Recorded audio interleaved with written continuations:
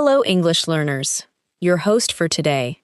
If you're new here, I'd like to let you know that we upload a new English learning video every day to help you improve your English more quickly and confidently.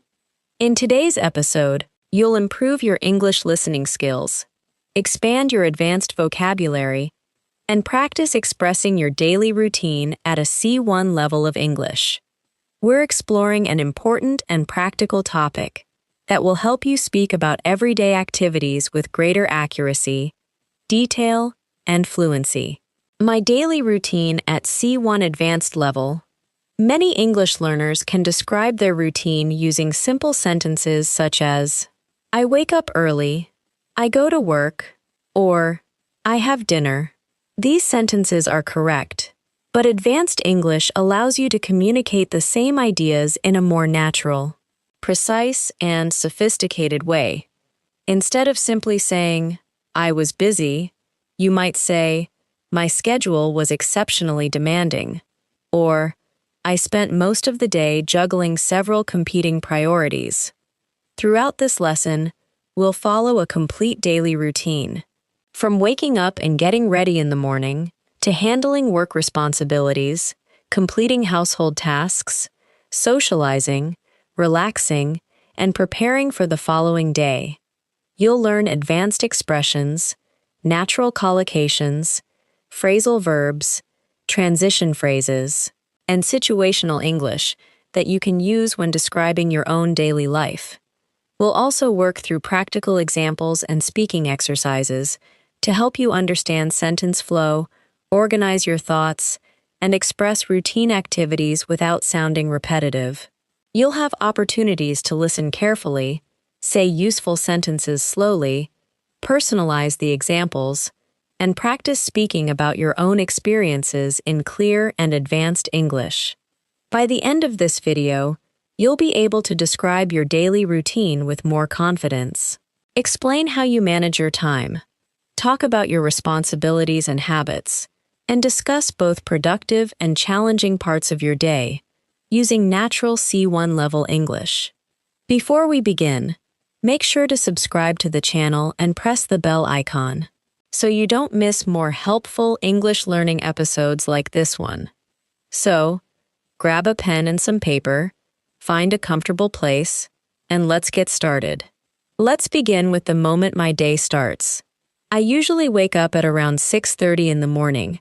Although the exact time depends on how demanding my schedule is, I try not to reach for my phone the second I open my eyes, because I have noticed that beginning the day with notifications immediately puts me in a reactive state of mind. Instead, I take a few slow breaths, stretch my arms and legs, and give myself a moment to become fully alert. This simple habit helps me ease into the day rather than feeling as though I have been thrown straight into a long list of obligations. At a more advanced level of English, you do not always have to say, I wake up at 6:30. You can express the same idea in a more natural and detailed way. You might say, I tend to wake up at around 6:30, which shows that this is your usual pattern, but not an unchangeable rule.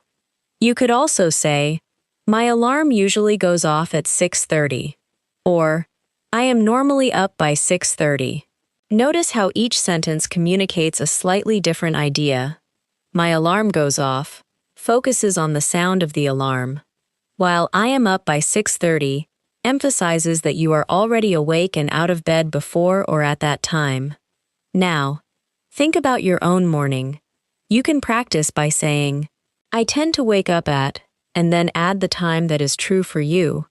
You could say, I tend to wake up at 7 on weekdays, but I usually sleep in on Sundays. The expression sleep in means to sleep later than usual. Another useful example is, my alarm goes off at 6, but I often hit the snooze button once or twice before getting up. To hit the snooze button means to delay the alarm for a few minutes. Try forming a complete sentence about your own alarm, your usual waking time, and whether you get up immediately or stay in bed for a while. Once I am awake, I make a conscious effort to avoid lying in bed for too long. If I remain there scrolling through messages or thinking about everything I need to do, I tend to feel more sluggish. The word sluggish describes a state in which you feel slow, tired, or lacking in energy. So instead of saying, "I feel lazy in the morning," you could say, "I often feel slightly sluggish until I have had some water and moved around." This sounds more precise and gives a clearer picture of your physical and mental state. After getting out of bed, I open the curtains to let in some natural light. If the weather is pleasant, I may crack the window open for a few minutes to allow some fresh air into the room. Crack the window open means to open it slightly rather than completely. These small actions help signal to my body that the day has begun. I then make the bed, not because I am obsessed with keeping everything perfect, but because it gives me an immediate sense of order. Starting with one completed task makes the rest of the morning feel more manageable. Here is a useful way to describe that habit. I make a point of making my bed as soon as I get up. The expression, "make a point of doing something," means that you deliberately ensure that you do it. For example, you might say, "I make a point of drinking water first thing in the morning," or "I make a point of reviewing my schedule before I leave the house." Practice this structure by choosing one habit that you intentionally include in your morning. Say, "I make a point of," and complete the sentence with something that helps you begin the day well. My next step is usually to drink a glass of water. After several hours of sleep, I often feel slightly dehydrated, so drinking water helps me feel more refreshed. I may also take a few minutes to stretch properly. I roll my shoulders, loosen my neck, and stretch my back, because sitting for long periods during the day can make my muscles feel tense. On days when I have more time, I do a short workout.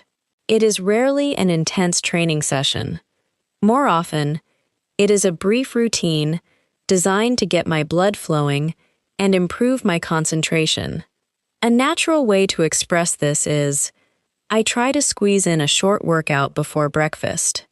The phrasal verb, squeeze in, means to find time for something, despite having a busy schedule. You could say, "I squeezed in a 10-minute walk before my first meeting," or "I try to squeeze in some reading during my lunch break." This is an extremely useful expression for talking about daily routines, because most people are trying to fit several activities into a limited amount of time.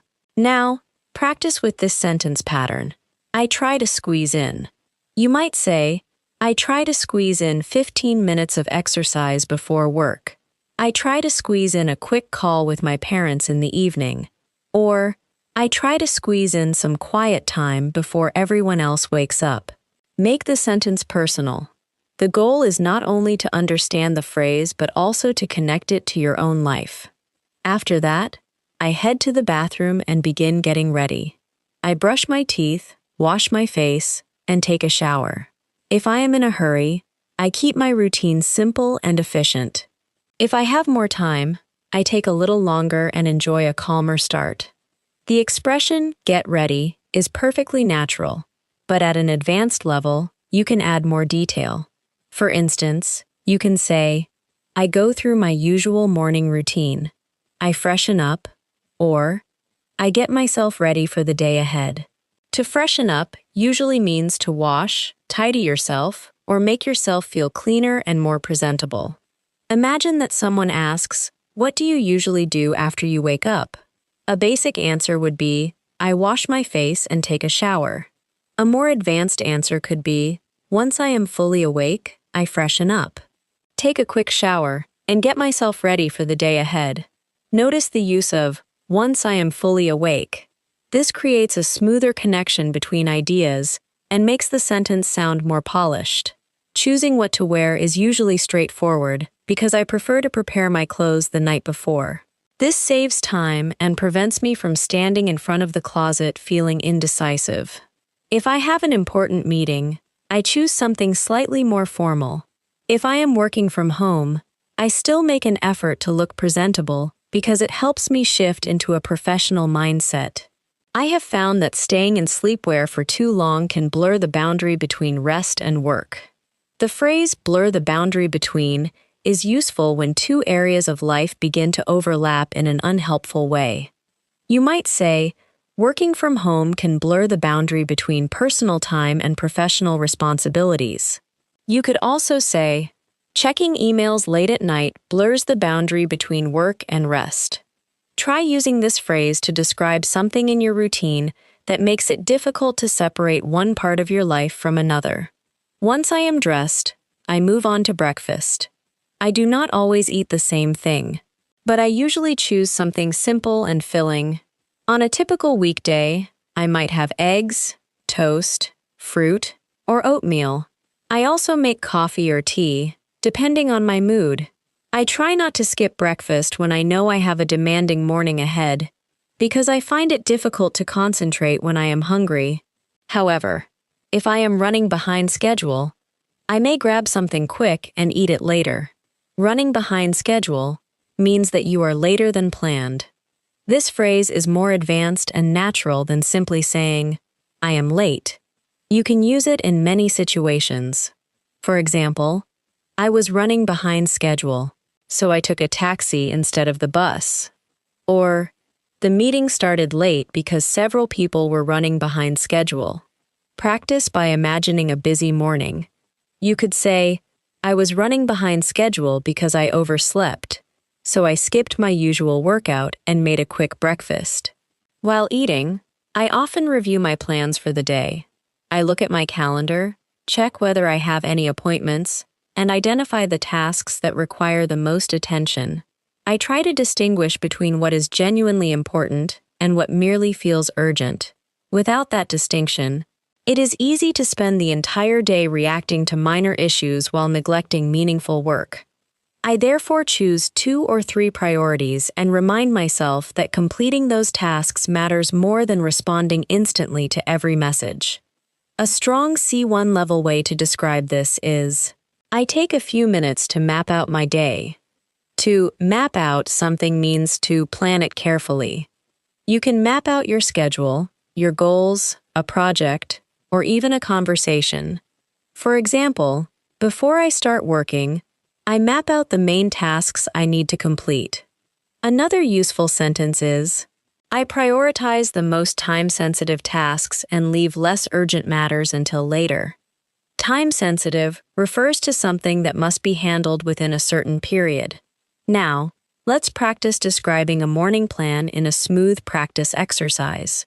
You might say, while I am having breakfast, I take a few minutes to map out my day, I review my calendar, identify my main priorities, and decide which tasks are the most time-sensitive. This helps me stay focused and prevents me from getting distracted by minor issues. Say the practice exercise slowly, then adapt it. Perhaps you do not use a calendar. You may use a notebook, an app, or a mental checklist. Replace the details while keeping the structure.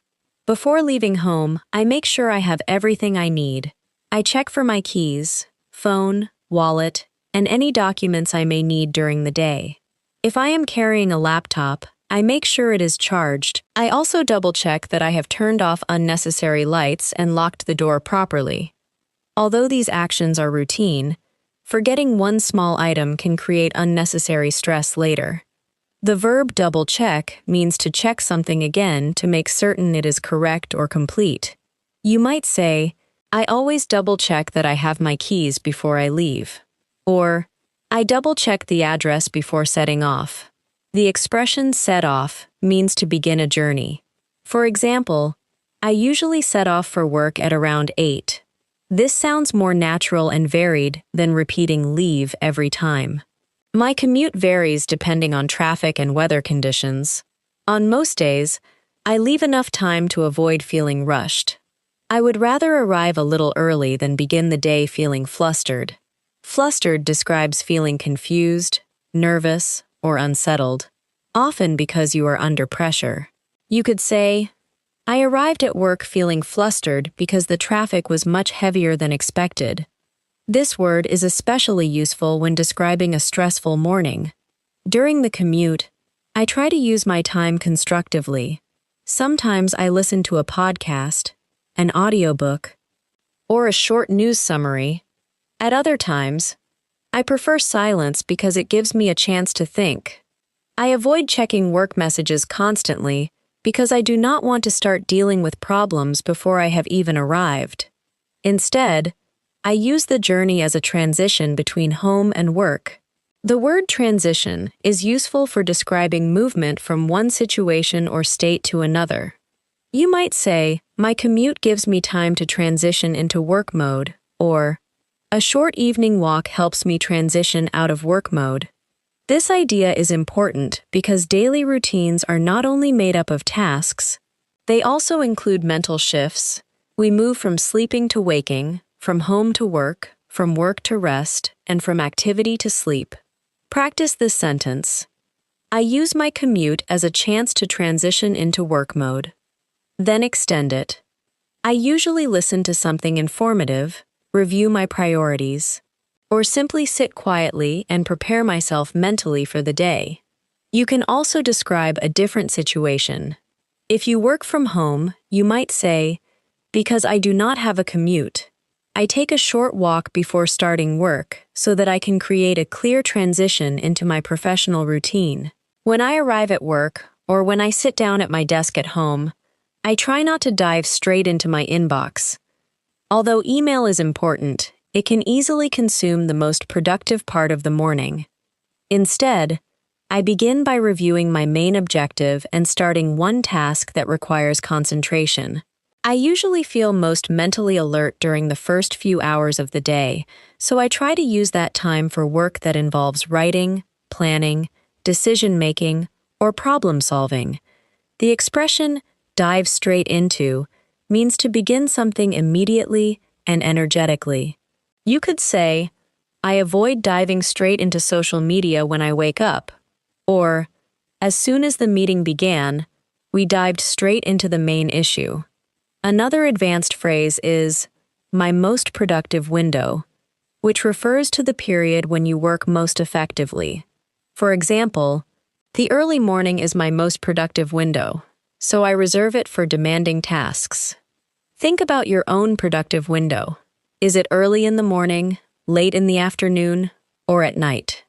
Practice saying, my most productive window tends to be, then explain what you do during that time. You might say, my most productive window tends to be between 9 and 11 in the morning, so I use those hours to focus on complex tasks that require my full attention. As the workday gets underway, I deal with a mixture of planned responsibilities and unexpected issues. Even when I have a clear schedule, something usually comes up.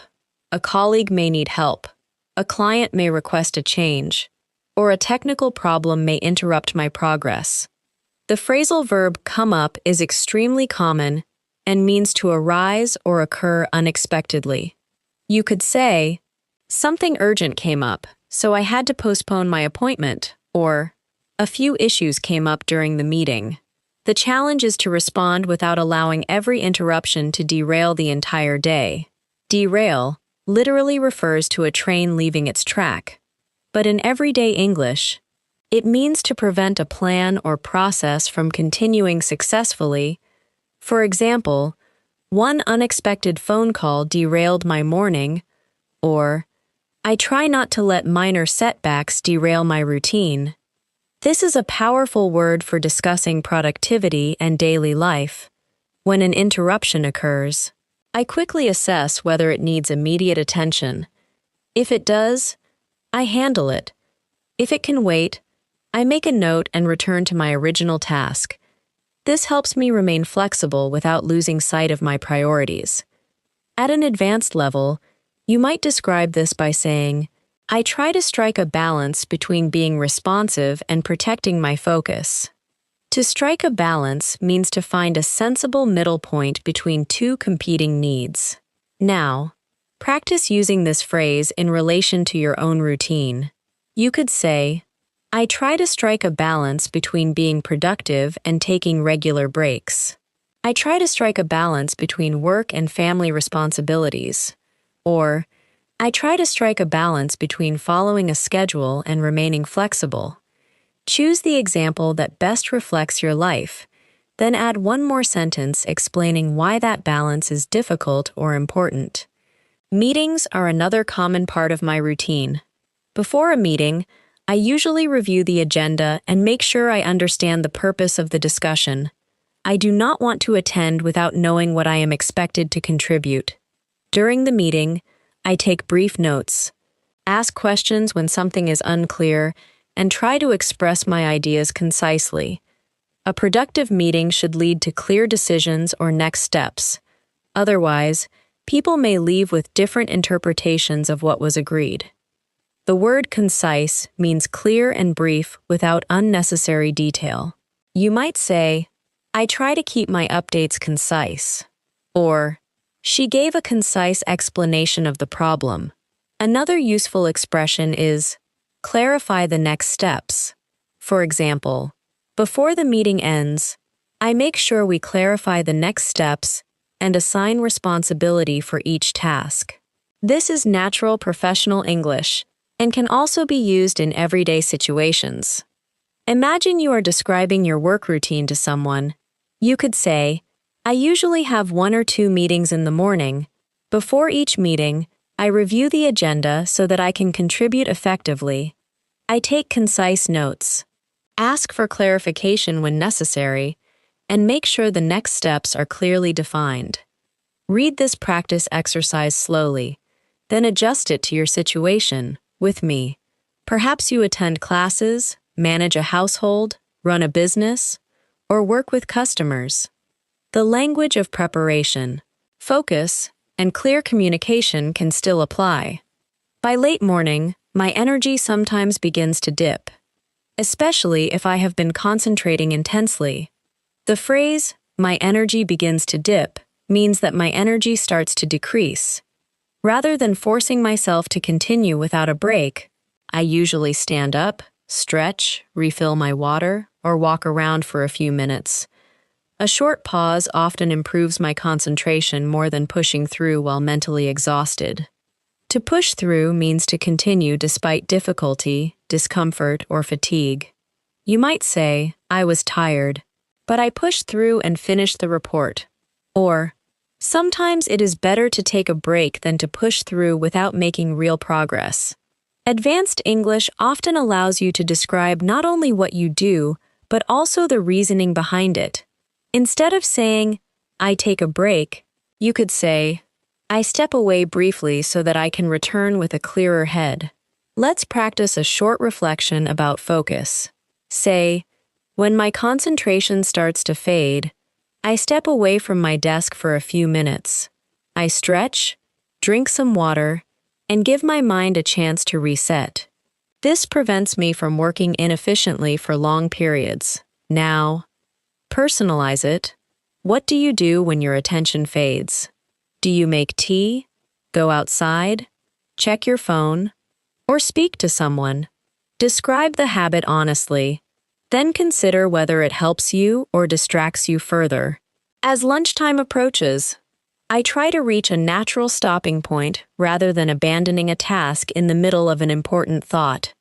I may write a quick note about what I need to do next so that I can resume the task more easily afterward.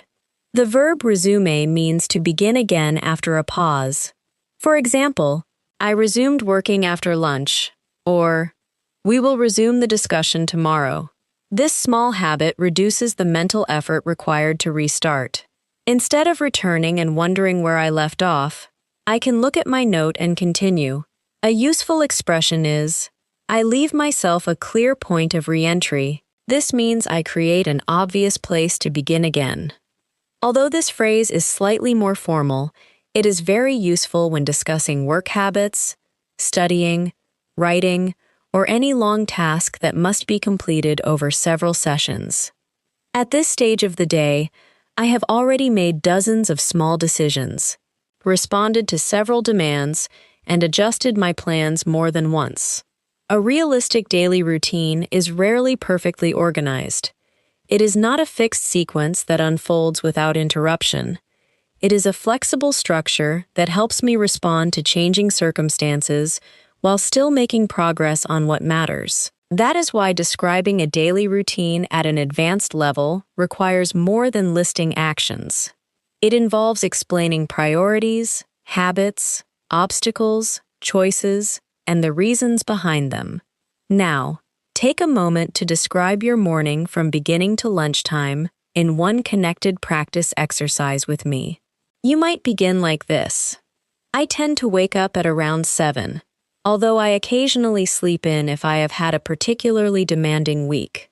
Once I am up, I make a point of drinking water and getting some natural light. I then freshen up, get dressed, and prepare a simple breakfast. While I am eating, I map out my day and identify the most time-sensitive tasks. I usually set off for work at around 8:30, and I use the commute as an opportunity to transition into work mode. Once I begin working, I focus on demanding tasks during my most productive window, while trying not to let unexpected issues derail my schedule. Do not worry if your first attempt feels slow. Advanced speaking is not about using difficult words in every sentence. It is about choosing precise language, connecting ideas smoothly, and expressing your experience in a way that sounds natural and complete. Practice this exercise several times. Change the details so they match your life. Replace set off for work with start working from home if necessary. Replace commute with morning walk, school run, or another transition in your routine. The more personal the practice exercise becomes, the easier it will be to remember and use the language naturally. By the time lunchtime arrives, I am usually ready for a mental break as much as a physical one. Even if the morning has gone well, sustained concentration can be tiring. I try not to eat while staring at my computer, because that makes the break feel less restorative. Instead, I step away from my workspace, prepare something simple, and give myself permission to pause. On particularly busy days, I may be tempted to work through lunch, but I have learned that doing so often leaves me feeling drained later in the afternoon. The expression "work through lunch" means to continue working during the time when you would normally stop to eat. You might say, "I had to work through lunch because I was facing a tight deadline," or "I try not to work through lunch unless it is absolutely necessary." A tight deadline is a deadline that gives you very little time to complete something.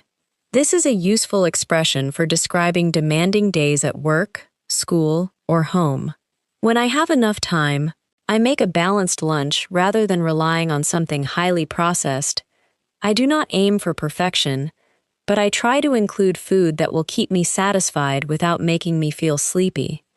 If I eat something too heavy, my concentration tends to decline afterward.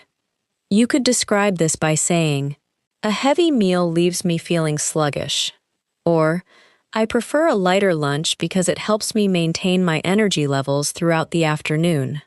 The phrase "maintain my energy levels" means to keep your energy relatively stable. You can also say, "I try to avoid the afternoon slump." An afternoon slump is the period, often after lunch, when your energy and concentration decrease. For example, I go for a short walk after lunch to avoid the afternoon slump. This expression is especially natural when talking about productivity and daily routines. Now, practice describing your lunch habits in a connected way. You might say, "I usually take my lunch break at around 1 o'clock. I make a conscious effort to step away from my desk because I need a proper mental break. I tend to eat something light but filling, and if the weather is pleasant, I go for a short walk afterward. This helps me avoid the afternoon slump and return to work feeling more refreshed." Adapt the practice exercise to your own routine. Perhaps you eat with colleagues, have lunch with family members, or bring food from home. Add those details naturally. Sometimes I use my lunch break to catch up with someone. I may send a message to a friend, call a family member, or have a brief conversation with a colleague. The expression catch up with someone means to talk to a person you have not spoken to recently and exchange updates about your lives. You can say, I caught up with an old friend over lunch, or I usually catch up with my sister during my afternoon break. You can also catch up on something. This has a different meaning. To catch up on emails means to deal with emails you have not yet read or answered. To catch up on sleep means to sleep more because you have not had enough rest. To catch up on the news means to read or watch recent news that you missed. Notice the difference between catch up with a person and catch up on a task or source of information. Try making 2 sentences. First say, I use my lunch break to catch up with, and name a person. Then say, I sometimes use quiet moments to catch up on, and name something such as messages, reading, household tasks, or current events. This kind of contrast helps you remember the correct preposition and use the expression more accurately. After lunch, I usually return to work with slightly less mental energy than I had in the morning. Because of this, I try to organize my tasks according to the level of concentration they require. I reserve the morning for complex work and use part of the afternoon for administrative duties, follow-up messages, routine calls, and smaller decisions. This does not mean that I avoid difficult work later in the day, but I try to work with my natural rhythm rather than against it. The expression, work with my natural rhythm, means to arrange your day in a way that matches your usual energy and concentration patterns.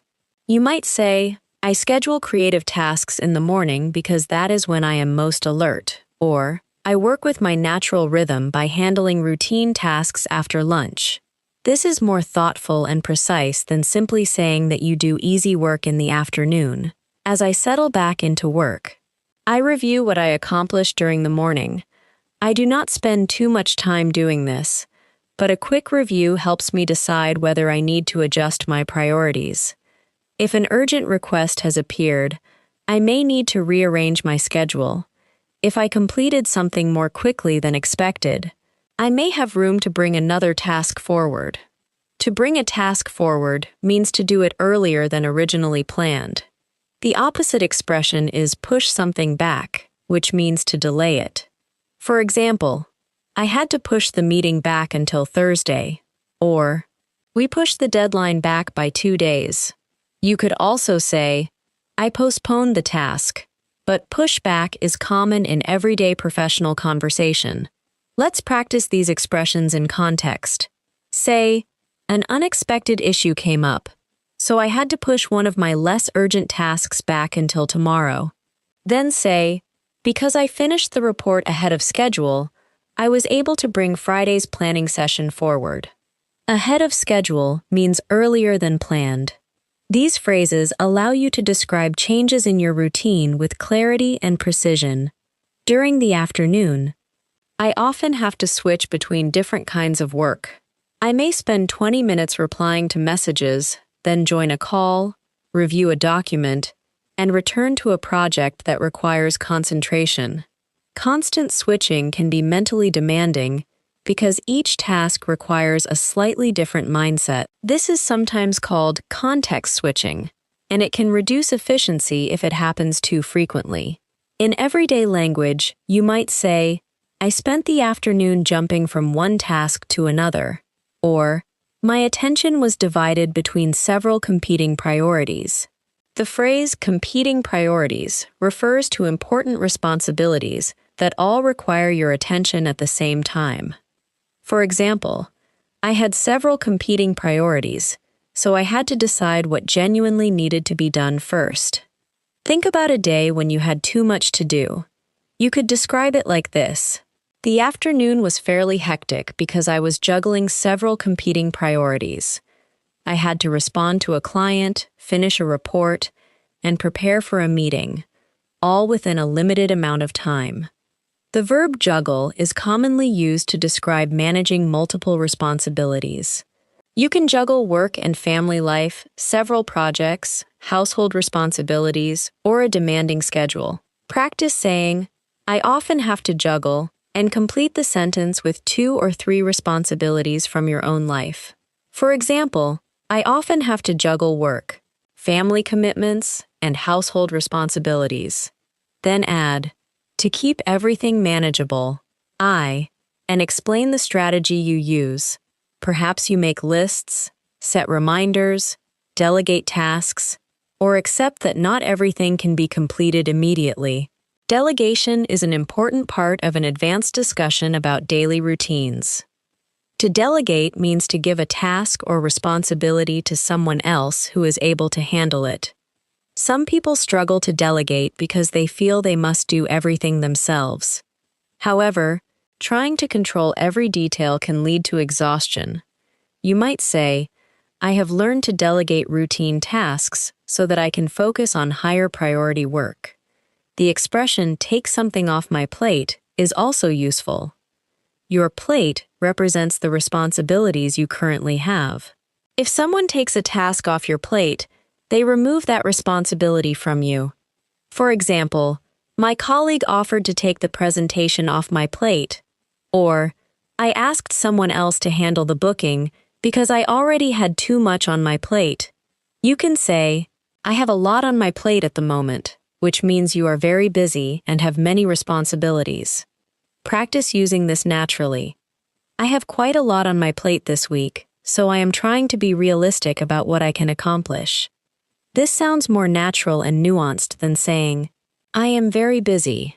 Not every afternoon goes smoothly. Sometimes I encounter a problem that takes longer to resolve than expected. A technical issue may interrupt my work. A misunderstanding may need to be clarified, or a task may turn out to be more complicated than it initially appeared. In those situations, I try not to become discouraged too quickly. I remind myself that setbacks are part of most demanding routines. The phrase, turn out to be, means to be discovered as having a particular quality. You might say, the task turned out to be more time-consuming than I expected, or the appointment turned out to be shorter than I had anticipated. The adjective time-consuming describes something that requires a lot of time. Another useful phrase is run into a problem. This means to encounter a difficulty unexpectedly. For example, I ran into a problem while updating the software, or we ran into a few delays on the way home. Practice combining these expressions. I ran into a technical problem, and the solution turned out to be far more time-consuming than I had expected. When something goes wrong, I try to assess the situation before reacting emotionally. I ask myself whether the problem is genuinely serious or simply inconvenient. I then identify what I can control and what I cannot. If I need assistance, I ask for it rather than wasting too much time struggling alone. Advanced communication often involves acknowledging a problem calmly and proposing a practical next step. For example, instead of saying, "This is not working," you could say, "I seem to have run into a technical issue, so I am going to troubleshoot it for a few minutes before asking for support." To troubleshoot means to identify and solve problems in a system or process. Another example is, there appears to be a misunderstanding, so I would like to clarify what was agreed before we proceed. The phrase "before we proceed" means before we continue. It sounds professional and controlled. You could use it in meetings, customer service situations, or any conversation where confusion needs to be resolved. Try saying, "Before we proceed, I would like to clarify one detail." Then imagine the detail. It could involve a time, a responsibility, a payment, or an expectation.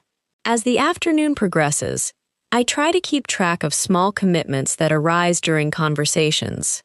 If I promise to send something, call someone, or complete a follow-up action, I write it down immediately. Relying on memory alone can be risky, especially when the day is busy. I would rather capture the commitment quickly than realize later that it slipped my mind. The expression "slip my mind" means to be forgotten unintentionally. You might say, "I am sorry I did not call you. It completely slipped my mind." Or, I wrote the appointment down so that it would not slip my mind. Another useful expression is keep track of, which means to remain informed about something or monitor it carefully. You can keep track of expenses, appointments, progress, deadlines, habits, or responsibilities. For example, I use a digital calendar to keep track of my appointments. Or, I keep track of my daily spending in a simple spreadsheet.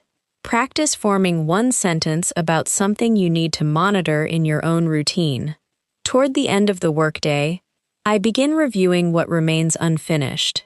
I do not expect to complete everything every day. Instead, I look at what has been accomplished, what still requires attention, and what can realistically be carried over to the following day. Carry something over means to move an unfinished task or amount into a later period. You might say, I carried 2 tasks over to the next day. Or, any unused time can be carried over to the following week.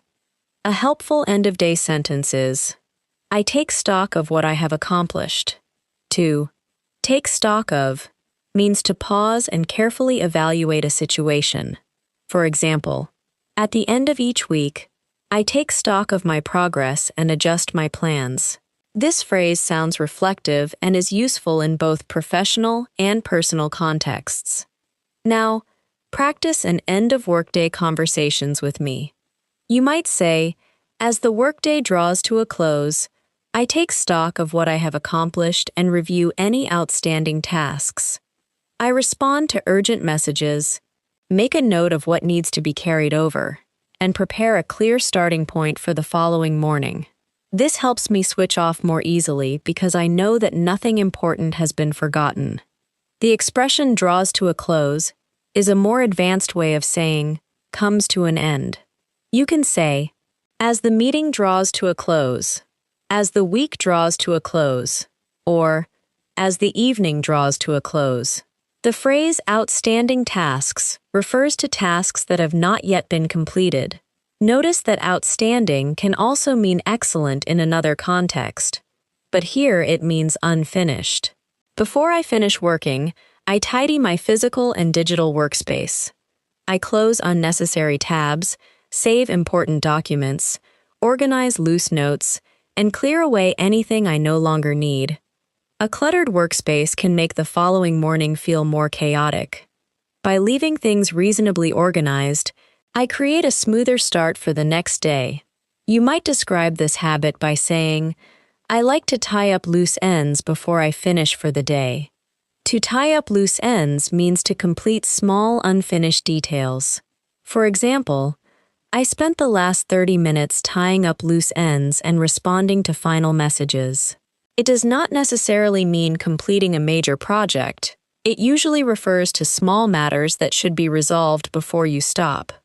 Practice saying, before I finish work, I tie up loose ends by, then list 2 or 3 actions. You could say, before I finish work, I tie up loose ends by answering urgent emails, updating my task list, and preparing my notes for the next morning.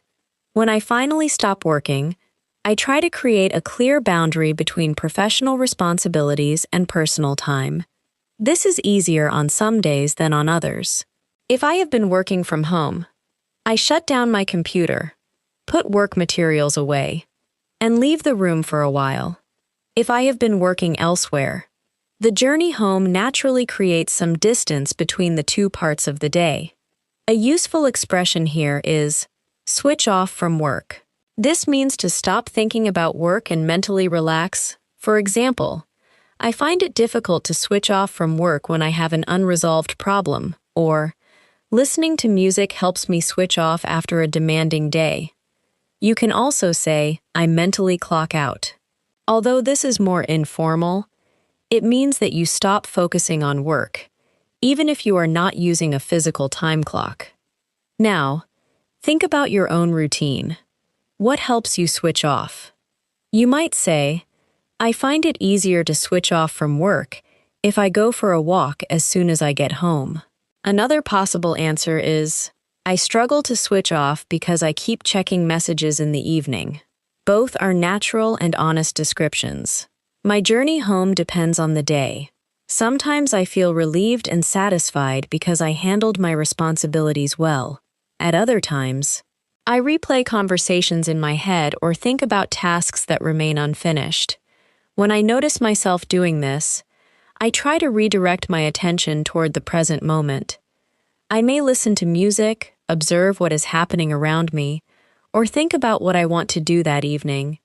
The expression, replay a conversation in my head, means to think repeatedly about a conversation that has already happened. People often do this when they are worried about what they said or how someone reacted.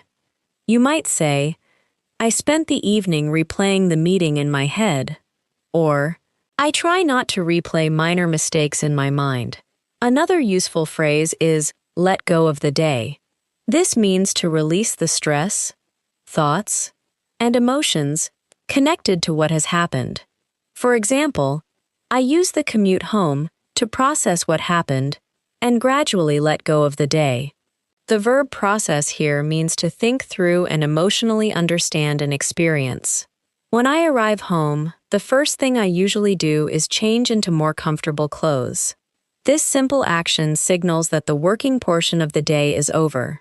I put away my bag, wash my hands, and take a few minutes to settle in. Settle in means to become comfortable in a place or routine. You could say, when I get home, I need a few minutes to settle in before I do anything else. If the house needs attention, I deal with one or two immediate tasks. I may put away items, open a window, collect the mail, or start preparing dinner. I try not to begin the evening by attempting to clean everything at once, because that can feel overwhelming. Instead, I focus on what will make the space more functional and comfortable. The phrase deal with means to handle or take action about something. You can deal with household tasks, a complaint, a difficult person, a problem, or a responsibility.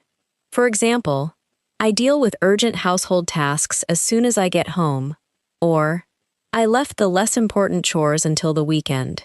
The word chore refers to a routine household task, such as washing dishes, doing laundry, vacuuming, or taking out the rubbish. At a C1 level, you can describe not only the chore itself, but also how you organize it.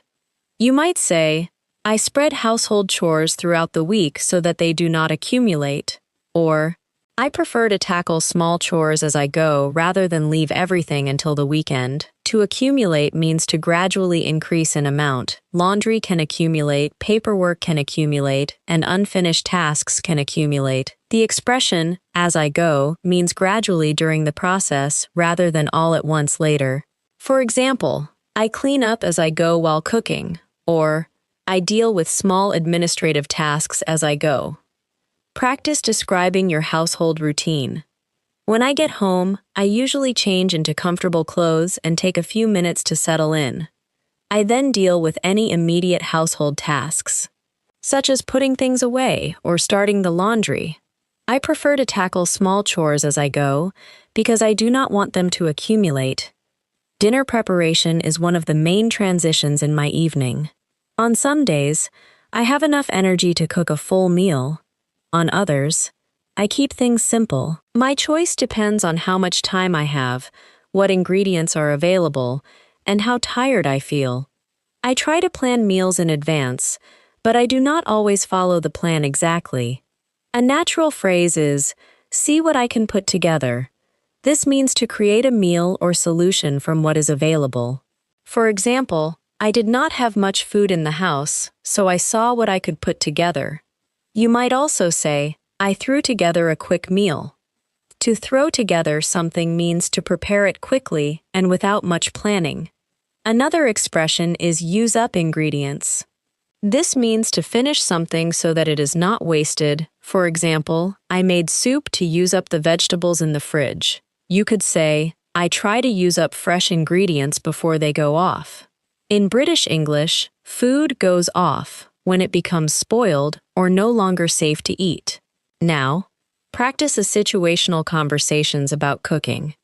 By the time I get home, I am not always in the mood to cook something elaborate. If I have planned ahead, I follow the meal I had in mind. Otherwise, I see what I can put together with the ingredients I already have. I often try to use up vegetables that need to be eaten, and I keep the meal simple if I am short on time. The phrase "in the mood to" means feeling willing or interested in doing something. You might say, "I am not in the mood to cook. I am in the mood to watch something light." Or, "I was not in the mood for a long conversation." This expression is useful throughout daily life. If I am cooking, I try to clean as I go. I put ingredients away once I have used them, rinse utensils, and wipe down the counter while the food is cooking. This reduces the amount of cleaning I need to do after dinner. However, when I am tired, I sometimes leave more of the mess until later. You can describe this honestly by saying, "I usually clean as I go, although I occasionally leave the dishes until the following morning if I am exhausted." The word "occasionally" is useful because it describes something that happens sometimes but not regularly. Other frequency adverbs include consistently, frequently, rarely, and invariably. Invariably means almost always or without exception. For example, if I skip lunch, I invariably feel exhausted by late afternoon. This sounds stronger than usually. Try making a sentence about a predictable result in your routine. You could say, "If I stay up too late, I invariably struggle to concentrate the next morning." While eating dinner, I prefer not to rush. If I am eating with other people, this is often the first opportunity we have had to talk properly all day. We may discuss what happened, share concerns, make plans, or simply enjoy a relaxed conversation. If I am eating alone, I may listen to something, watch a short program, or sit quietly. A useful expression is unwind over dinner. To unwind means to relax after stress or activity. You could say, "We unwind over dinner and talk about our day," or "I like to unwind with a book after I have eaten." Another phrase is decompress, which is slightly more informal in this context but common. It means to release stress gradually. For example, "I need half an hour to decompress after work." Practice describing your evening meal in a more advanced way.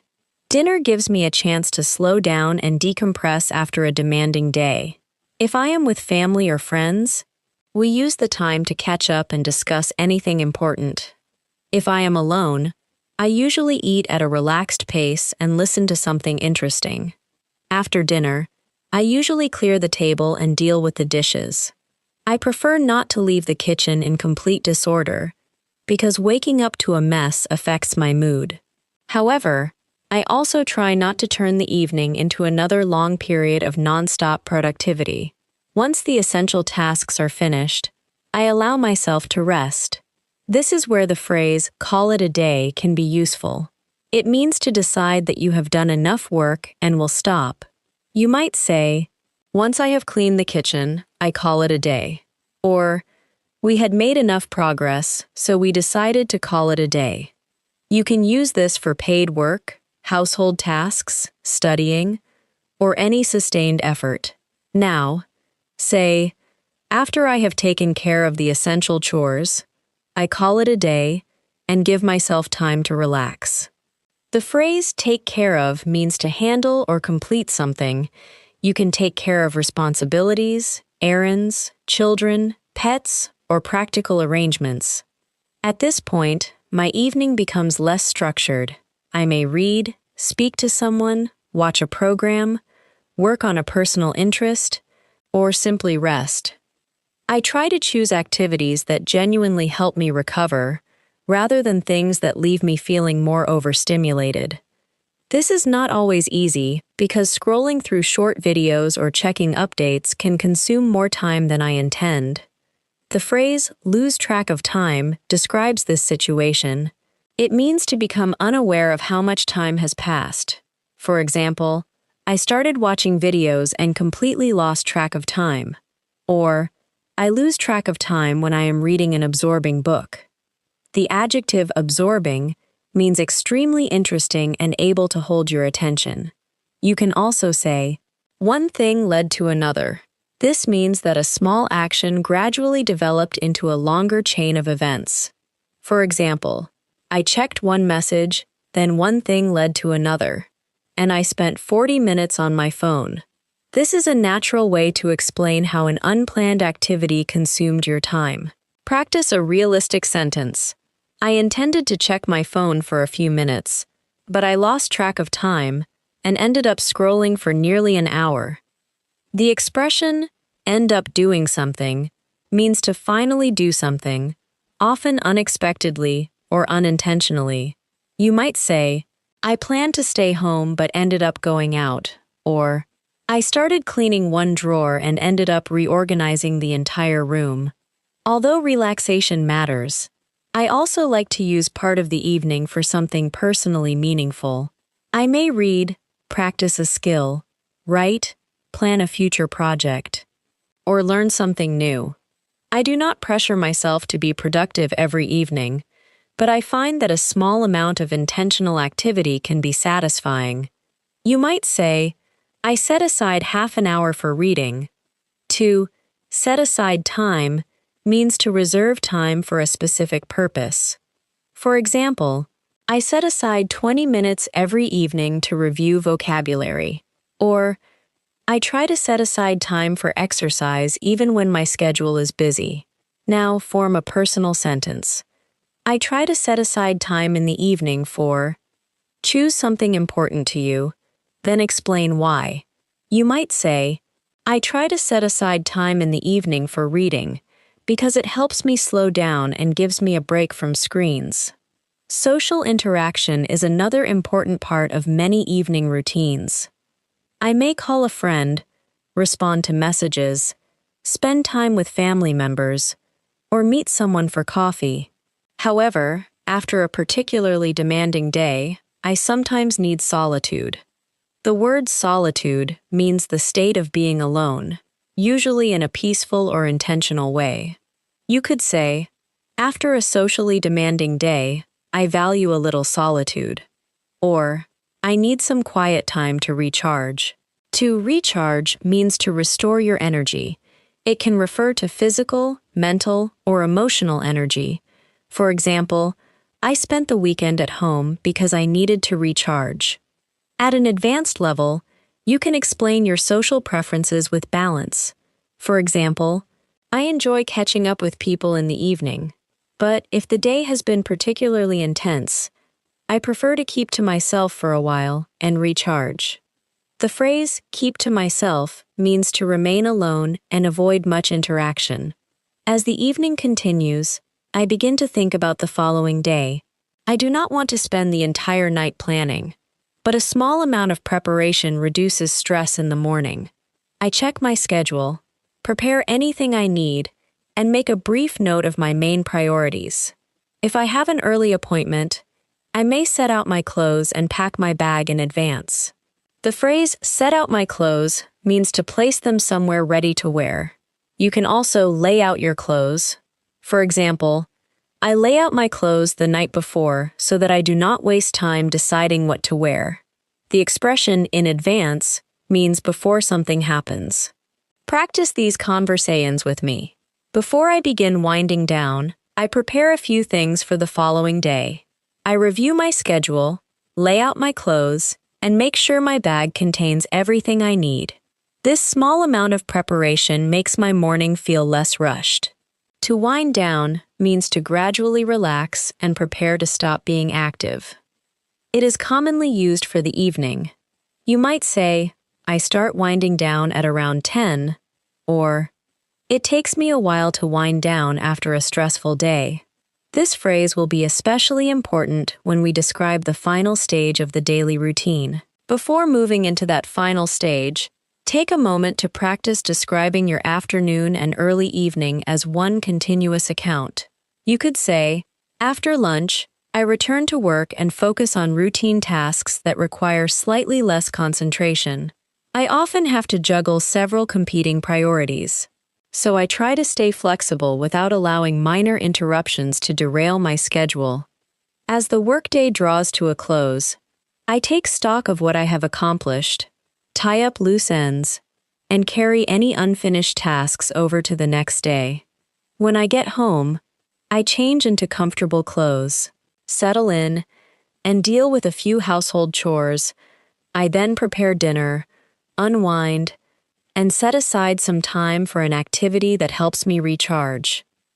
Say this slowly and pay attention to the transitions. After lunch, as the workday draws to a close. When I get home, I then, and afterward. These linking expressions make your account sound organized rather than disconnected. The goal is not to memorize one exact practice exercise. The goal is to build a flexible structure that you can adapt whenever someone asks you to describe your daily routine in advanced English. As the evening begins to draw to a close, I gradually reduce the amount of stimulation around me.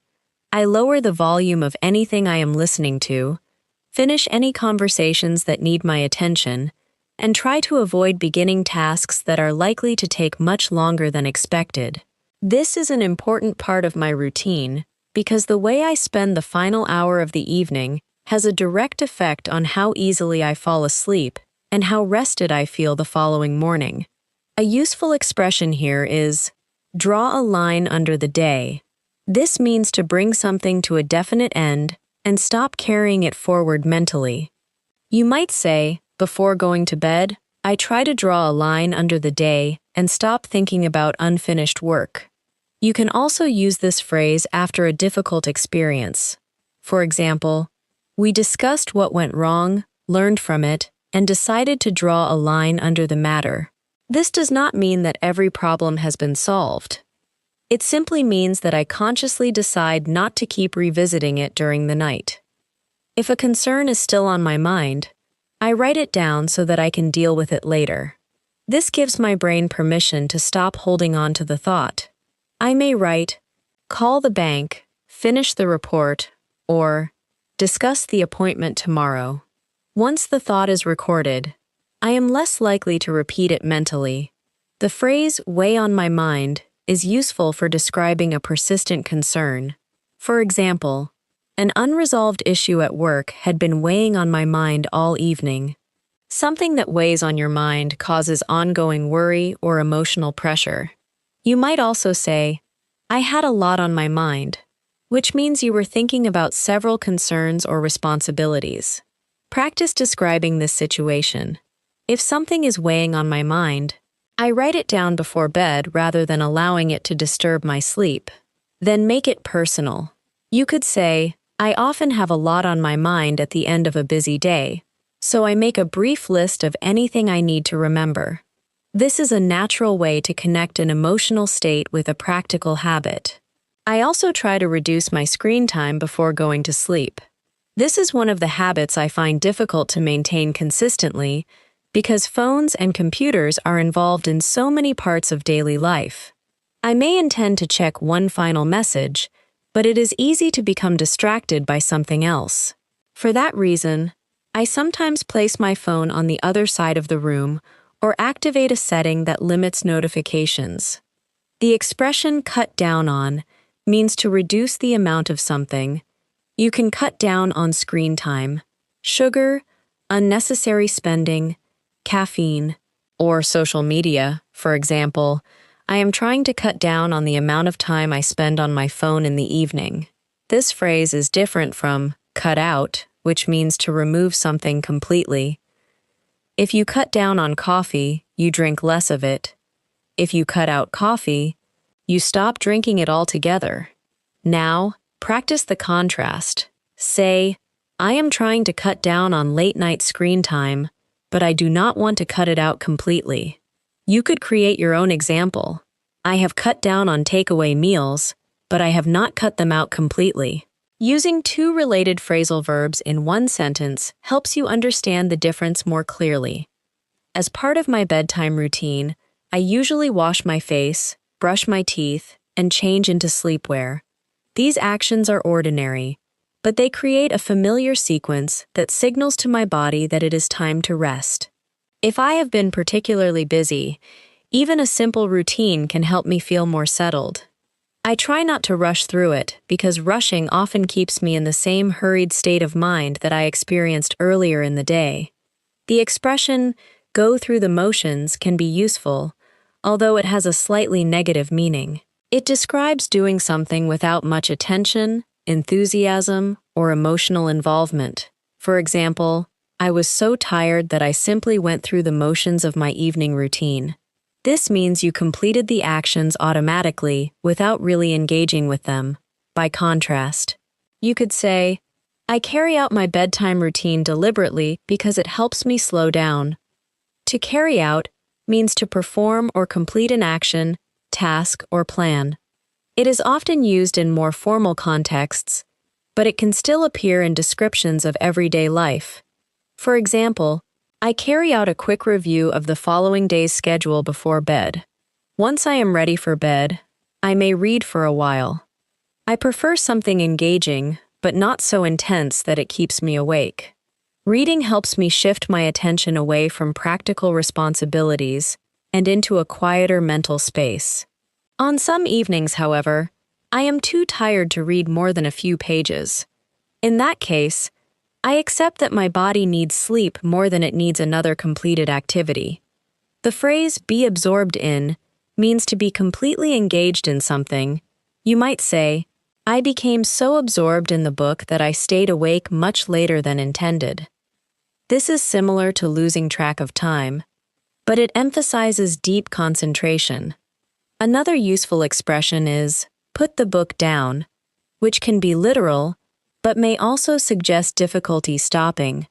For example, the novel was so compelling that I could not put it down. The adjective compelling describes something that strongly holds your attention or convinces you. You can describe a story, argument, explanation, performance, or reason as compelling.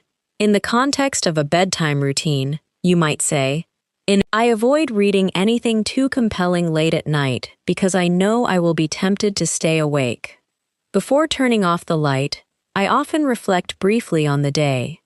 I do not conduct a lengthy analysis of every decision.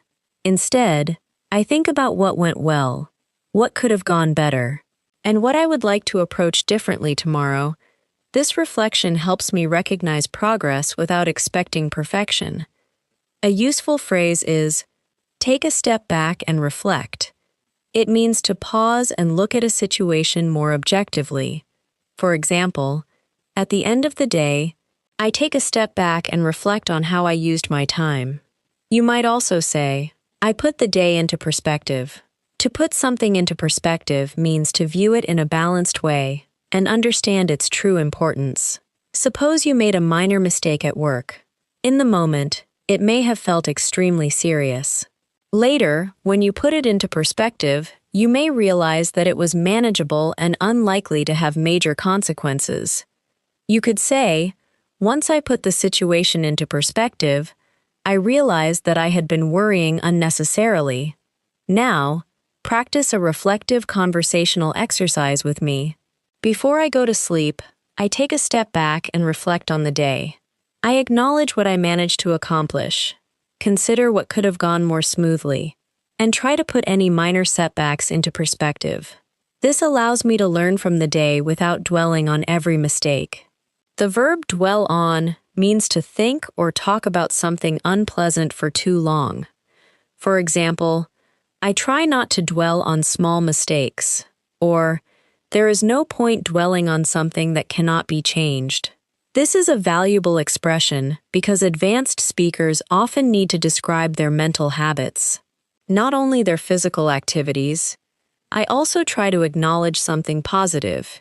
Even if the day was difficult, it might be a task I completed, a pleasant conversation, a moment of patience, or simply the fact that I kept going despite feeling tired. This does not mean ignoring problems. It means recognizing that most days contain both difficulties and worthwhile moments. You might describe this by saying, I make a conscious effort to end the day on a positive note. To end on a positive note means to finish with a pleasant, encouraging, or successful experience. You could also say, "The day was challenging, but it ended on a positive note when I received some good news." Practice using this expression in a personal sentence. For example, "Even if my day has been stressful, I try to end it on a positive note by thinking of one thing I handled well." This sounds mature and balanced because it does not pretend that the entire day was perfect. When I finally turn off the light, I try not to continue planning the next day in detail. If my mind is still active, I focus on breathing slowly or relaxing different parts of my body. Sometimes sleep comes quickly, and sometimes it does not. I have learned that becoming frustrated about being awake usually makes the situation worse. A natural expression is drift off to sleep. This means to fall asleep gradually and gently. For example, "I usually drift off to sleep within 15 minutes.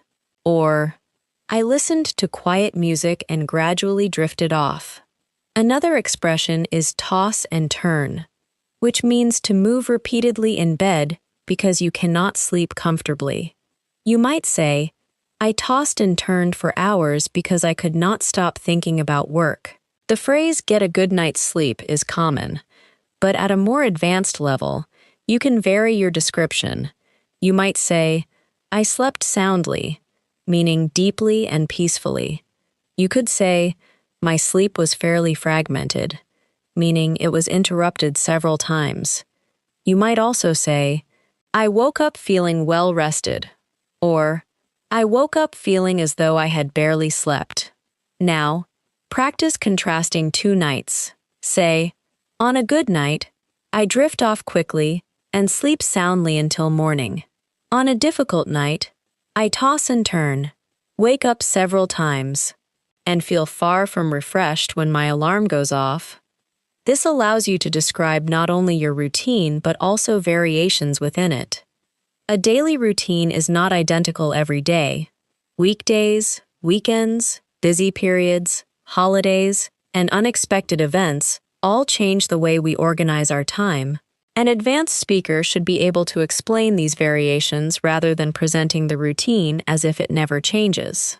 During the week, I tend to follow a fairly structured schedule.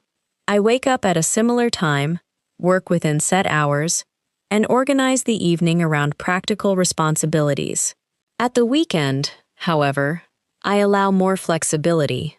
I may sleep slightly later, take longer over breakfast, and avoid planning every hour in advance. The expression "take my time over something" means to do it slowly and without rushing. For example, "At the weekend, I take my time over breakfast." You could also say, "I took my time getting ready because I did not have anywhere urgent to be." This expression creates a contrast with the faster pace of a working day. Another useful phrase is, "have nowhere pressing to be." The adjective pressing means urgent or requiring immediate attention. You might say, "On Sunday morning, I had nowhere pressing to be, so I stayed in bed and read for a while." This sounds more sophisticated than simply saying, "I was not busy." My weekend routine often includes tasks that I do not have time for during the week. I may buy groceries, do laundry, clean more thoroughly, manage personal paperwork, or prepare meals for the days ahead. These activities are practical, but I try not to let them occupy the entire weekend. The phrase, "get on top of" something means to bring a situation under control. For example, "I use Saturday morning to get on top of household chores," or "I need to get on top of my emails before Monday." This expression is useful when tasks have begun to accumulate. You can also say, "work my way through a list of tasks." This means to complete them gradually, one by one. For example, "I spent the morning working my way through a list of errands." An errand is a short journey made to complete a practical task, such as collecting a parcel, visiting the pharmacy, or buying groceries. Practice describing a productive weekend morning. I usually spend part of Saturday getting on top of household tasks. I work my way through a few errands, do the laundry, and make sure I have enough food for the coming week. Once the essential tasks are out of the way, I try to use the rest of the day for something more enjoyable. The expression out of the way means completed or dealt with so that it no longer requires attention. For example, I like to get difficult tasks out of the way early. Or, once the appointment was out of the way, I could relax. This is especially useful when describing how you organize your routine. Weekends also give me a chance to do things at a less hurried pace. I may meet a friend, spend time outdoors, visit family, read for longer, or work on something creative. I try to include at least one activity that feels different from my weekday routine because a complete change of pace helps me recover. The expression a change of pace means a different type or speed of activity. For example, after a busy week, spending a quiet afternoon at home was a welcome change of pace. You could also say, I enjoy going somewhere new at the weekend because it provides a change of scenery. A change of scenery means spending time in a different environment. Now, practice saying, at the weekend, I look for a change of pace by, you might continue, going for a long walk, meeting friends, staying away from my computer, or visiting a different part of the city. Then explain the effect. It helps me clear my head and return to my weekday routine feeling refreshed. Not every day follows the plan I have created. Sometimes I oversleep. Sometimes transport is delayed. An appointment is canceled. A family responsibility appears unexpectedly. Or I simply do not have as much energy as usual. On those days, the most useful skill is adaptability. The adjective adaptable describes someone who can adjust to changing conditions. You could say, a structured routine is helpful, but it is equally important to remain adaptable. Another useful phrase is adjust on the fly, which means to make changes quickly while something is already happening. For example, when the meeting was canceled, I had to adjust my schedule on the fly. Imagine that you wake up 1 hour later than planned. A basic response would be, I was late, so I hurried. A more advanced account might be, I overslept by nearly an hour, so I had to streamline my morning routine. I skipped anything non-essential, prepared a quick breakfast, and rearranged my first few tasks so that the delay did not disrupt the entire day. The verb streamline means to make a process simpler and more efficient. You can streamline a routine, system, application process, or workflow. For example, I streamlined my morning routine by preparing everything the night before. The word non-essential refers to something that is not absolutely necessary. You could say, when I am short on time, I focus on essential tasks and postpone anything non-essential. This is a clear and advanced way to explain prioritization. Now, practice the complete situation. If I wake up later than intended, I do not abandon the entire routine. I streamline it. I focus on the essential steps, postpone anything non-essential, and adjust my schedule on the fly. This helps me recover from the delay without becoming completely overwhelmed. Another common disruption is a last-minute change. A meeting may be moved, a visitor may arrive unexpectedly, or someone may ask for help. The expression at the last minute refers to something happening just before it is too late or just before the planned time. For example, the appointment was canceled at the last minute, or I had to change my plans at the last minute. A more formal expression is at short notice, which means with very little warning. You might say, I was asked to attend a meeting at short notice, or it is difficult for me to rearrange my schedule at such short notice. This is particularly useful in professional situations.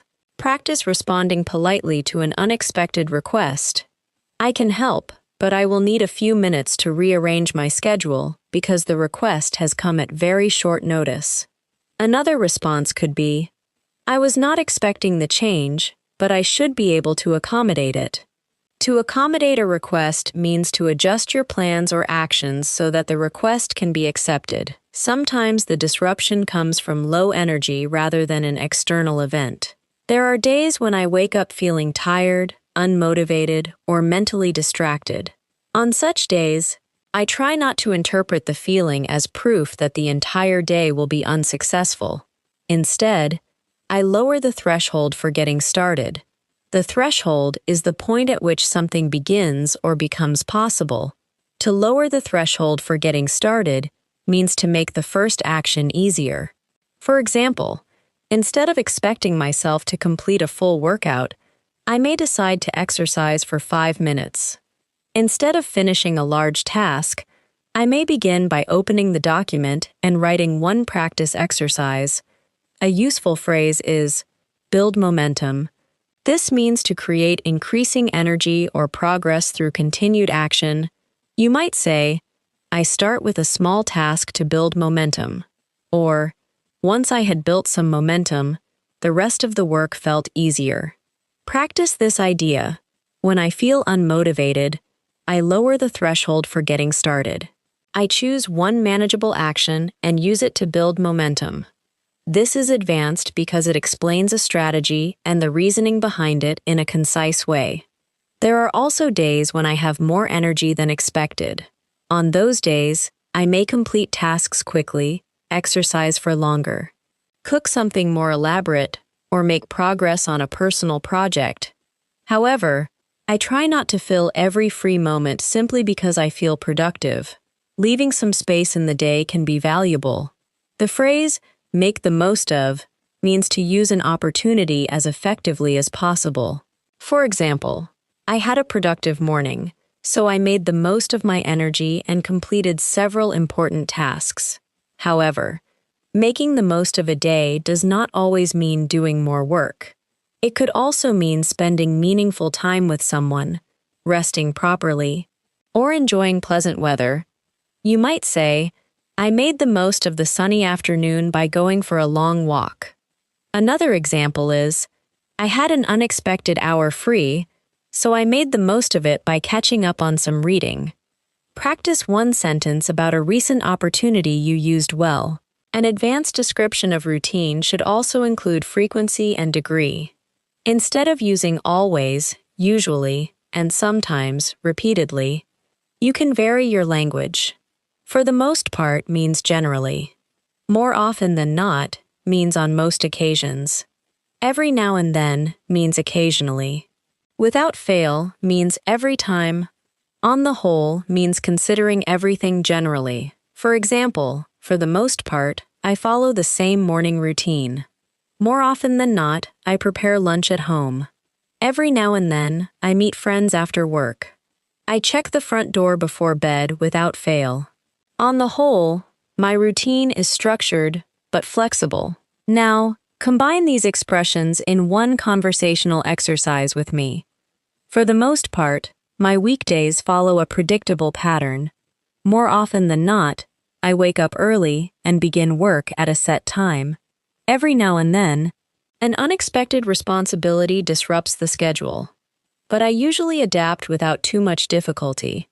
I prepare for the next day before bed without fail.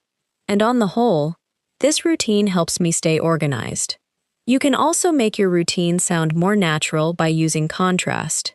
The phrases whereas, while, although, and even though allow you to compare habits and exceptions.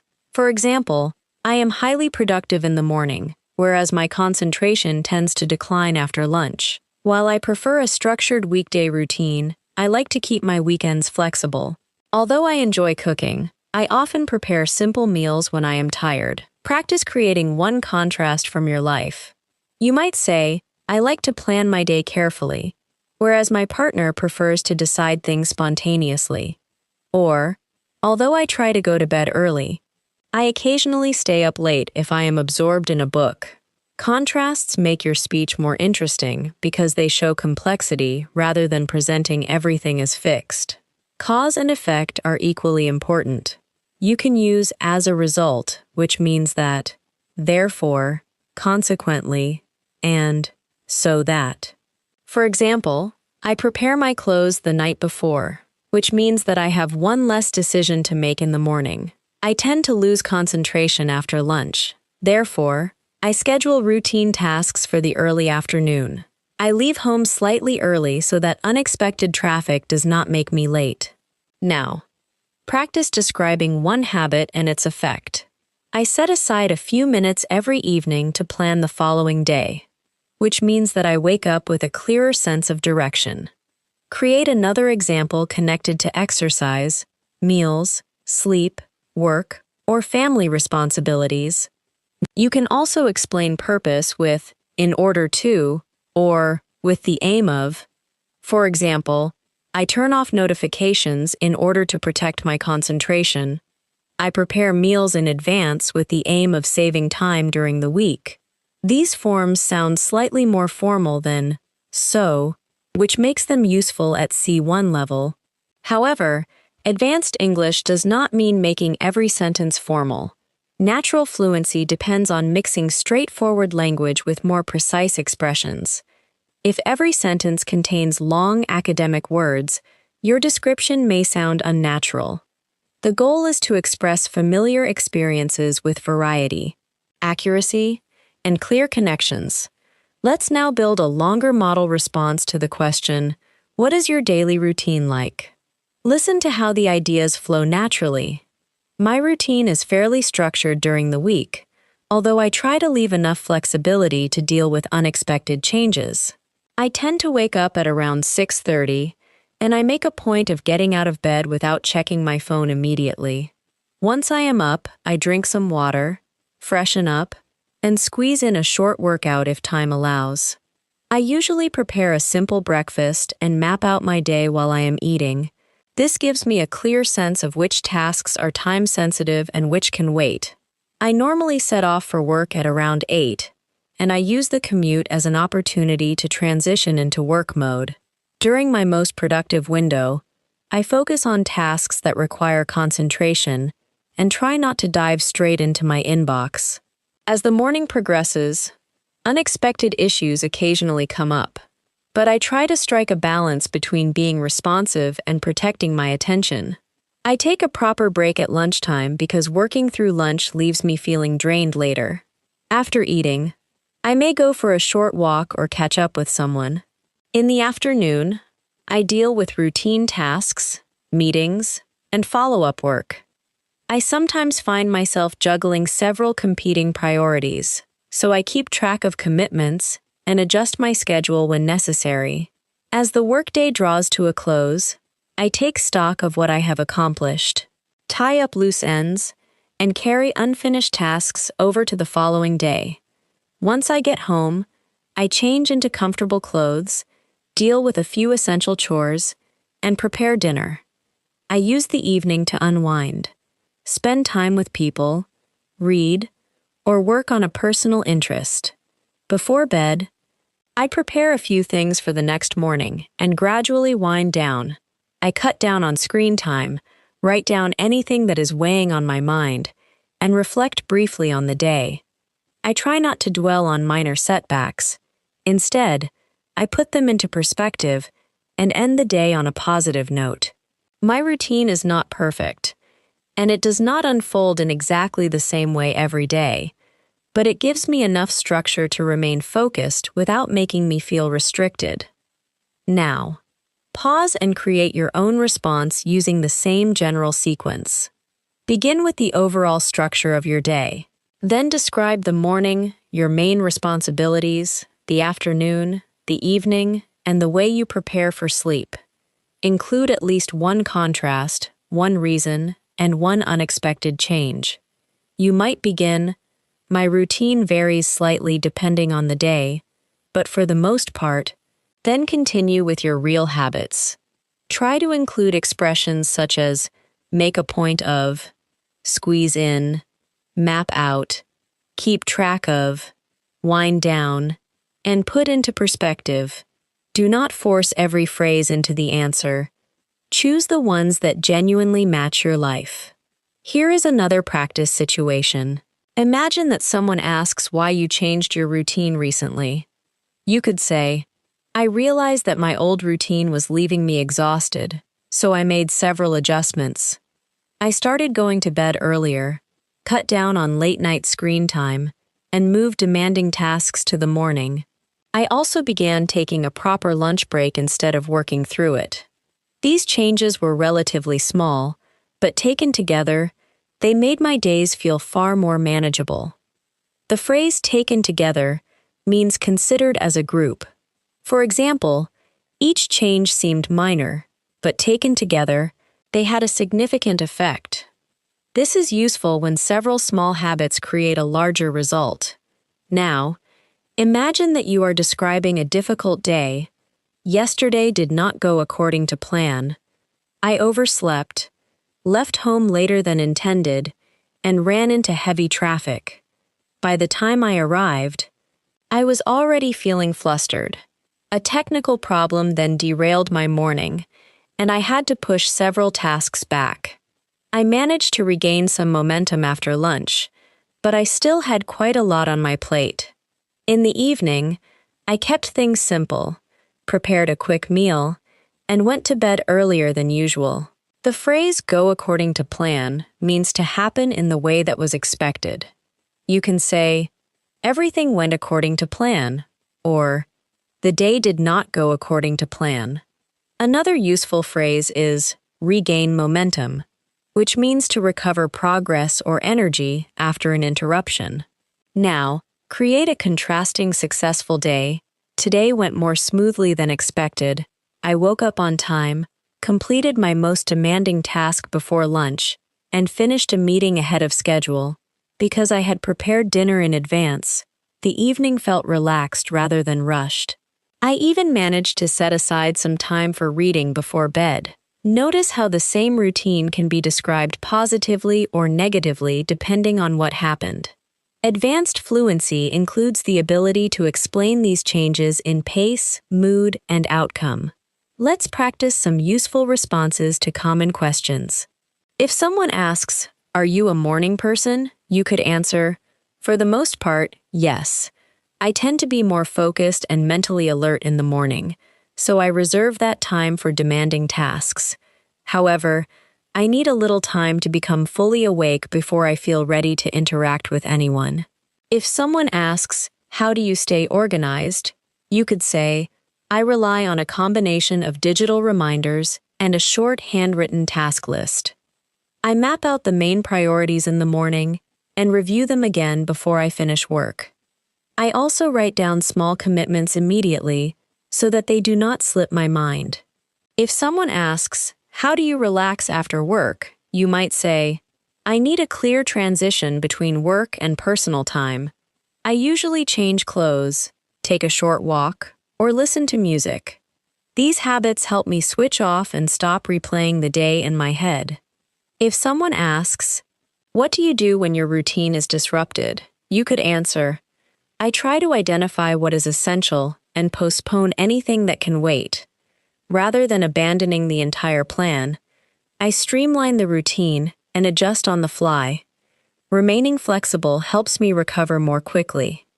If someone asks, "What habit would you like to improve?" you might say, "I would like to become more consistent about reducing screen time before bed. I often intend to check my phone for only a few minutes, but I occasionally lose track of time. I am trying to replace that habit with reading or quiet reflection." Now, answer each question in your own words. Try to speak for at least 30 seconds without stopping. You do not need to sound perfect.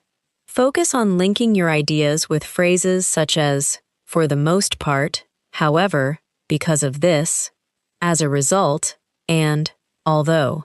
Here is a final extended practice exercise. Complete the following ideas aloud in full sentences. I make a point of. I tend to feel most productive when. If something unexpected comes up, I. By the end of the workday, I usually. In order to switch off, I. Before I go to bed, I. At the weekend, I prefer to. One habit I am trying to improve is. Then combine your answers into one smooth account. Do not treat them as separate questions. Connect them so that one idea leads naturally to the next. For example, you might say, I make a point of planning my day over breakfast because I tend to feel most productive when I know exactly what needs my attention. If something unexpected comes up, I reassess my priorities rather than allowing the interruption to derail everything. By the end of the workday, I review any outstanding tasks and prepare a clear starting point for tomorrow. Continue in the same way until you have described your full routine. The ability to connect ordinary details into a coherent account is one of the clearest signs of advanced English.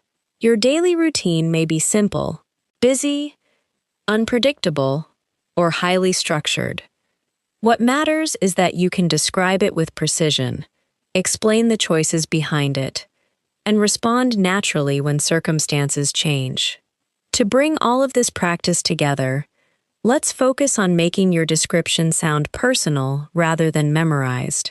A strong advanced response should include specific habits, natural transitions, occasional exceptions, and a clear sense of how you manage your time.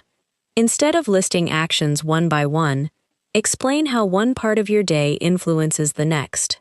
For example, you might say, because I prepare everything the night before, my mornings are usually calm and efficient.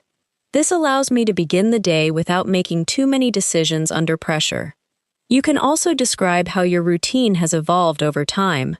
You might say, my routine has become far more structured over the past few years. I used to begin each day without a clear plan, which often meant that I spent too much time reacting to minor issues.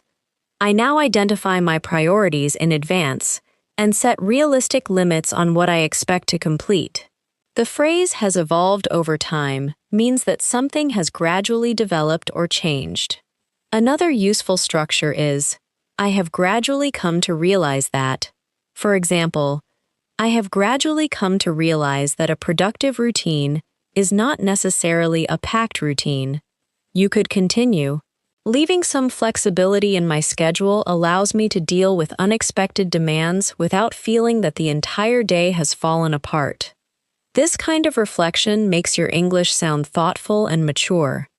Now, describe one lesson you have learned from your routine. You could say, I have learned that I work more effectively when I focus on one demanding task at a time, rather than constantly switching between activities. Another possibility is, I have come to appreciate the importance of proper breaks, because continuous work does not always lead to better results. Choose a lesson that is genuinely relevant to your life. You can also talk about a habit you are still working on. Advanced speakers do not need to present themselves as perfectly disciplined. You might say, one area I am still working on is maintaining a consistent bedtime. I know that getting enough sleep has a noticeable effect on my mood and concentration, but I occasionally stay awake later than intended. The expression, one area I am working on, is a natural way to discuss self-improvement without sounding overly negative. Let's practice a final complete response. My daily routine is structured enough to keep me focused, but flexible enough to accommodate unexpected changes. I usually begin the day early and make a conscious effort not to check my phone immediately. After getting ready, I prepare breakfast and map out my priorities. I try to make the most of my most productive hours by focusing on demanding tasks before turning to routine responsibilities. Throughout the day, I keep track of deadlines and adjust my plans when necessary. If an urgent issue comes up, I assess whether it requires immediate attention or can be dealt with later. I take a proper break around lunchtime, as this helps me maintain my energy and concentration during the afternoon. Toward the end of the workday, I review my progress, tie up loose ends, and prepare a clear starting point for the next morning. In the evening, I deal with essential household tasks, prepare dinner, and give myself time to unwind. Before bed, I reduce screen time, reflect briefly on the day, and set out anything I will need in the morning. For the most part, This routine works well for me. Although it changes when I have appointments, family commitments, or unusually demanding responsibilities, I have gradually come to realize that a useful routine should support your life rather than control every minute of it. The aim is not to follow a perfect schedule without interruption. The aim is to create enough structure to remain organized while still being able to adapt. Now, use that model to create your own version, describe your real waking time, your morning habits, your main responsibilities, your breaks, your evening activities, and your bedtime routine. Include one habit that keeps you organized, one difficulty you regularly encounter, and one improvement you would like to make.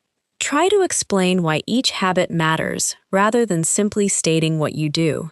As you practice, replace general words with more precise alternatives. Instead of saying, "I do many things," say, "I juggle several responsibilities." Instead of saying, "I become tired," say, "My energy begins to dip." Instead of saying, "I plan my day," say, "I map out my priorities." Instead of saying, "I relax," say, "I wind down and switch off from work." Continue practicing until you can describe your routine without relying on the model. Each time, change a few details, add an exception, or explain a reason more clearly.